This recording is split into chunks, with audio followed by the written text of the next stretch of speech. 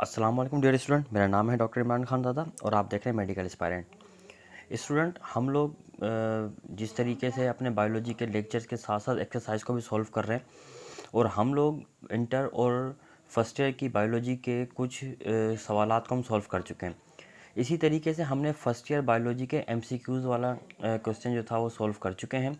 आज हम short questions को सॉल्व करेंगे।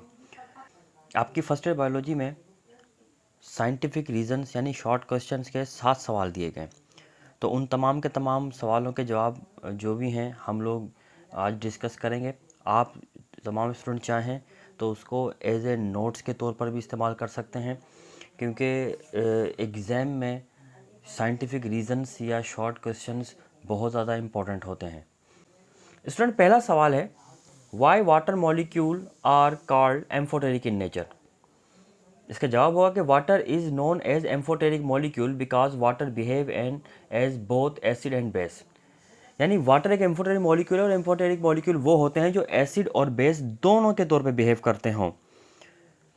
Acid is a substance that can donate hydrogen ion from its structure. In the following reaction water is donating hydrogen ion to ammonium acting as an acid. यानी हम लोग जो बात करते हैं ना कि एसिड जो होता है प्रोटॉन डोनर होता है, तो प्रोटॉन दरअसल इस हाइड्रोजन आयन को ही कहा जाता है। तो अब नीचे का आपको एक रिएक्शन दिया गया एग्जाम्पल में कि वाटर एसिड के तौर पर कैसे बिहेव करता है। इस इक्वेशन में ये वाटर का मॉलिक्यूल है और ये वाटर का मॉलिक्यूल है, इसका रिएक्शन अमोनियम से हो रहा है। अब प्रोडक्ट में हम देख सकते हैं कि हाइड्रोक्सिल ग्रुप और अमोनियम आयन प्रोड्यूस हो रहा है। इस केस में वाटर ने अपना एक हाइड्रोजन अमोनिया गैस को डोनेट कर दिया, जिससे वो NH4 मतलब अमोनियम आयन में कन्वर्ट हो गया और वाटर में OH बचा। इस केस में चूंकि वाटर हाइड्रोजन आयन डोनेट कर रहा है तो एक्टिंग एज अ एसिड।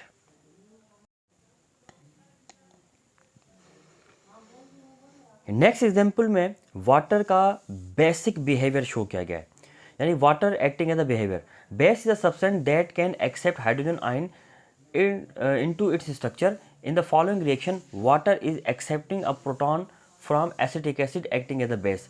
अब इस केस में एसिडिक एसिड को अगर वाटर में डालते हैं तो एसिडिक एसिड अपना हाइड्रोजन आयन वाटर को देता है, जिससे वाटर H2O के बजाय H3O यानी हाइड्रोनियम आयन बन जाता है और एसिटिक एसिड का एसीटेट का आयन बचता है। इस केस में वाटर हाइड्रोजन आयन डोनेट करने के बजाय एक्सेप्ट कर रहा है, मतलब बेस के तौर पे। तो वाटर एसिड के तौर पर भी एक्ट कर सकता है और वाटर बेस के तौर पर भी एक्ट करता है। क्वेश्चन नंबर 2 है, why amino acid are named so, यानी अमाइनो एसिड का नाम अमाइनो एसिड क्यों है।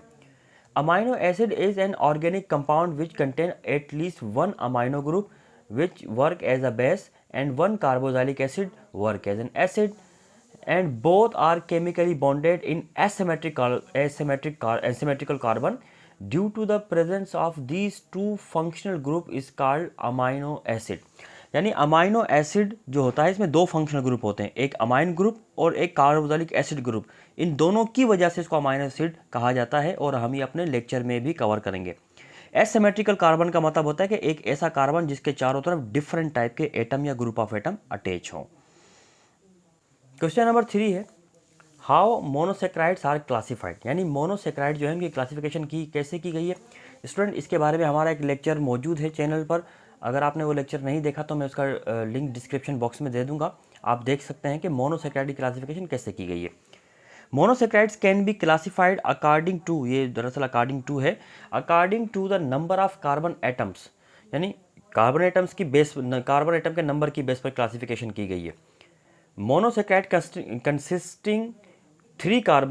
containing three carbon atoms are referred as triose, while those with 4 carbon are called tetrose and those with 5 are called pentose. And इसी तरीके से जिसमें 6 carbon होते हैं उसको हेक्सोज और जिसमें 7 होते हैं हेप्टोज।